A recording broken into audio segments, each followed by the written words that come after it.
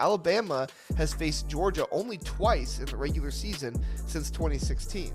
That's not strength, that's strategy. Add in those late season cupcakes many of them play, and their strength of schedule gets a shine that honestly won't hold up. Hey, welcome into the Big Ten Huddle. I'm JR, you guys know that. And in this video, let's talk about the college football playoffs' latest tweaks to their selection process. It's getting a lot of buzz out there. Some of it's warranted, I think, but some of it, I just don't think people have the full picture. So we're going to go over the changes, also give you what's actually happening, what's actually going on, what's being said that is incorrect. As you guys know on this channel, we dive deep into all of it. We don't just go with the big storylines that are out there, but try to actually do the research on what is actually going on and give you guys a full picture of what's happening here. So here's the basics. The college football playoffs new rule tweaks, or selection tweaks, I guess you would say, is how the selection committee evaluates teams. They've adjusted their strength of schedule metric to put more weight on games against top opponents. To make it simpler, if you beat a heavyweight, it carries more weight. They've also added a record strength, quote unquote, metric, which looks at how you perform against your schedule. I assume this is going to be similar to the strength of record metric that ESPN has. It's what it sounds like, but we'll see. Win against a strong team and you're rewarded more, but if you lose to one, the penalty is not going to be as bad as it once was. Think Ohio State, Oregon last year. Ohio State didn't get dinged for that all that bad. That's good. But here's the flip side, and I think a lot of people are missing this. If you blow out a weak opponent, that's not going to give you as much of a boost either. However, you can't be like Alabama last year and lose to one, because it'll be a worse hit than it has been in the past. The committee says it's about rewarding quality wins and minimizing the hit of tough losses while cracking down on bad ones. It's kind of the gist of the whole thing. It's based on a 6-month data review they said they had a panel go out there and do. So it sounds like they're pretty cagey on this about who it was and what they studied. That does worry me quite a bit. You guys know this about me. But I'm going to touch on that later. Now, I know I'm all in on emphasizing strength. We're all in on emphasizing strength of schedule and record strength and stuff like that. I don't think anybody questions. They don't want teams to get in the playoffs that don't deserve it. College football thrives on high-stake games and situation. The regular season has made college football different than any other sport, but that has been changed over the years, even the point where fewer teams are playing big games, which does suck, honestly. But now, if the home team upsets a ranked rival, the risk there isn't going to be as crazy, I guess, provided both teams are ranked, which will make these games still mean less, but make them more playable for teams. For example, I know these are conference games, but just hang with me. Back in 2023, Michigan beat Ohio State. Both were playoff teams at the time, and both were honestly probably playoff-worthy teams in general. Same thing happened with Alabama beating Georgia that year. Unfortunately, Texas had that one win over Alabama, so they got in, but with a worse strength of record than Alabama and Ohio State. In fact, Texas had a worse strength of record that year in 2023 than Indiana did last year. So, you put that together. We will never really know if these changes would have impacted those situations, but those metrics do offer the possibility and could push for teams to chase games like those in the out of conference, and instead of trying to pad their stats and their resume with a blowout of an FCS team in November, Mercer, Citadel, UMass, no more boosting up for those wins, and they're going to have to be consistent too. That's what Alabama failed to do last year, because losing to bad teams like Vanderbilt or who was it, Kentucky, that was South Carolina. No, Ole Miss lost to South Carolina, or Ole Miss lost to Kentucky. It's going to take you right out of the playoffs if you lose one of those bad teams, as it should.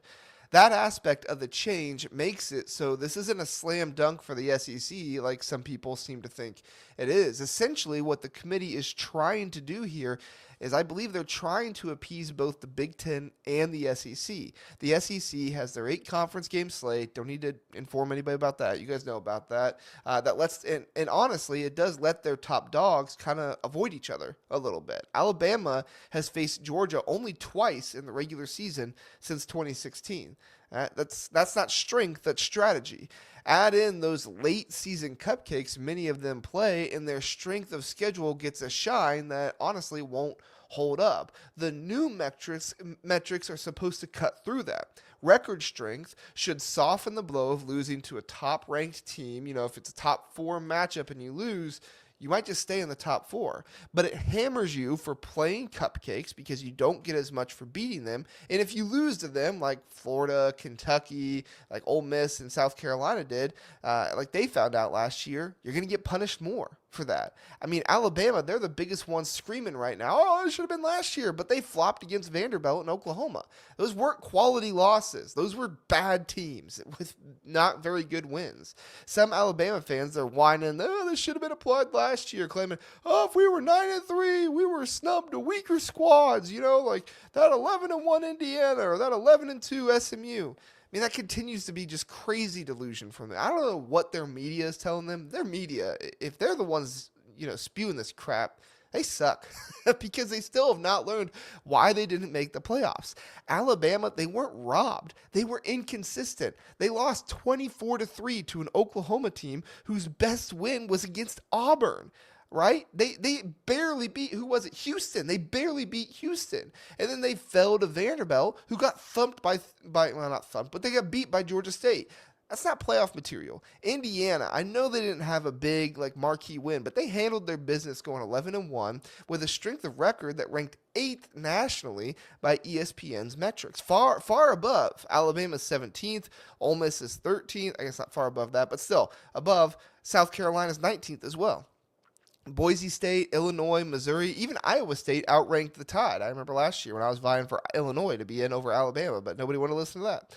SP Plus backs this up. Alabama's wins were strong, but their losses were absolutely hideous. Indiana and SMU's schedules, they weren't brutal, but they won when they should have won those games, which should say something about a team. That's the game. But we also need to try and understand these strength of schedule metrics because they are a mess. You're talking about Sagarin, PFF, ESPN, FBI, FEI. They all got an acronym too, which is crazy. Sagarin's like the only one. Each measures, toughness differently. Sagarin measures the difficulty of making a bowl game. So as long as you have 6 teams on there you can beat, it's not a hard schedule. FPI measures the number of expected losses, which obviously tilts toward the SEC since they have fewer conference games. Half of their conference is not guaranteed a loss. FEI adjusts for elite versus good versus average teams, which I think personally is best, but they still have a flawed system because none of them factor in things like travel or coaches and where the coaches are. You can't even rank coaches. That's so objective. It's bias and game timing as well, like playing a top ranked team after playing an FCS team, but the other team is going to come play you after limping out of a top 10 clash or something like that. I've said it before, but if you look at the data and run it for yourself, a team with a barely top 10 ranked strength of schedule might be the difference of one game between a team that is, say, 50th out there. And that's it. Right? You see 9 versus 50 in the strength of schedules. You think that's a huge gap, but in schedule variety between the two, it's actually quite small. Maybe one team, maybe one win, if you add up the wins. But the good news is that if the committee uses ESPN strength of record, it's actually quite good. 3 of the 4 playoff teams were in the top 4 since 2021 during the 4-team playoffs. But they won't say the formula that they're using. That's a huge issue because transparency, we need transparency here. If they're creating their own metric, they need to show their work. Lord knows we aren't going to see it or get any real info about it in this ranking release show on ESPN. They get up there and they spew nonsense and, whoever it is, I don't know if it's Reese Davis, it's probably not him, but whoever it is, oh, great answer. This is the real issue and why they won't actually share it, because the strength of schedule is a huge issue and has massive flaws. Conferences rarely cross paths with 8 versus 9 conference games to create an uneven playing field. These changes nudge teams toward tougher schedules, which I love. That's great, but they don't fix the root issue. The fix here, and I'm not saying it's perfect, but the fix that needs to come in different playing fields are automatic conference bids. That would fix it. Play your league, prove your worth, then let the postseason bring the big games on campus, not neutral sites. The Big Ten and the SEC, they're having, quote unquote meaningful talks, but shoving them into an expanded playoff duty, it dilutes the stakes of the games, right? 8 teams, that would have been perfect to me. 12 would have been, that's fine. 16 is the limit, though. Anything more than 24, 28, and especially the 32 that the SEC wants out there, it turns it into a circus, not a championship. I know I was vying for some of the positives out there, but it's really not a good idea at all.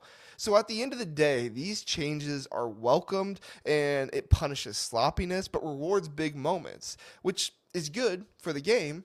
It's not an SEC power grab. Bad losses still hurt. 6-6 SEC teams aren't going to be raved as one of the best teams in the country. Playing bad teams won't add much value either, and strength of record evens things out, in my opinion, at least from the ESPN one. But the committee's secrecy on metrics is a total misstep, and the sport needs more intersectional games to make any strength of schedule fair. Instead of vying for expanded playoffs, we need a Big Ten versus SEC challenge. Probably 2 Big Ten versus SEC games. The SEC thinks they've got this locked, but the data says otherwise. Teams like Indiana proved it last year. If you think I'm off, tell me, all right? I want to know. But don't just come on here and be like, oh, you're off. What a dummy. What an idiot. I don't care. You can call me an idiot all you want. But at least share something with me. Share your thoughts. I'm here for it. But for now, step toward a better playoff. It's far from perfect, and that might be the tradition of college football that never changes. It's far from perfect. It's chaos. It's crazy. It's just the right chaos and crazy that we love it, right? So, just think about the whole thing altogether, right? A Big Ten versus SEC challenge in the out of conference, go back and forth, the SEC playing the ACC, or just make it a Big Ten versus Big 12 challenge. You already got Iowa State playing. You got some other teams in there with USC, UCLA, Oregon, and Washington that have, some other teams in there. I know Washington State and Oregon State aren't in the Big 12, but there's some other games in there. I can't think of the rivalries off the top of my head, but there's some other games in there that you could have them play. So, that would be the best case scenario, honestly. Give us a Big 10 versus Big 12 challenge in the out of conference, a Big 10 versus SEC challenge in the out of conference, and man, if we could just get some automatic qualifiers so we can just be done with all this, conference game chat and everything. I know I talk about it on here all the time, but I'm tired of talking about it. For being honest, it is far, far too annoying to keep talking about. But I'm going to continue to talk about it because it's the truth and it's the way things are. So I appreciate you being here. Thank you for listening to the Big Ten Huddle. Like I said, share your thoughts below in the comment section. If you're on podcast, feel free to send me an email, jrsrankings@gmail.com. Let me know your thoughts. Again, just give me an actual thought. Don't be like, oh, well, this guy's off or something like that. Give me an actual thought, because more often than not, when those of you guys get in the comments and say, well, that was a stupid show, or oh, that was a stupid comment or whatever, I ask you what you mean by that, and you never answer. So it's almost like you don't actually want to have the conversation. You just want to come in here and try to disparage the channel and disparage me, which I guess that's fine. I don't really care. I'm going to keep doing what I'm doing. I'll let the people close to me talk to me about what is good and what's not good, because that's those are the opinions I trust. So anyway, rambling on there at the end. Thanks for watching the Big Ten Huddle. Appreciate it. Let me know your thoughts on the playoff decision and everything else. Have a good one.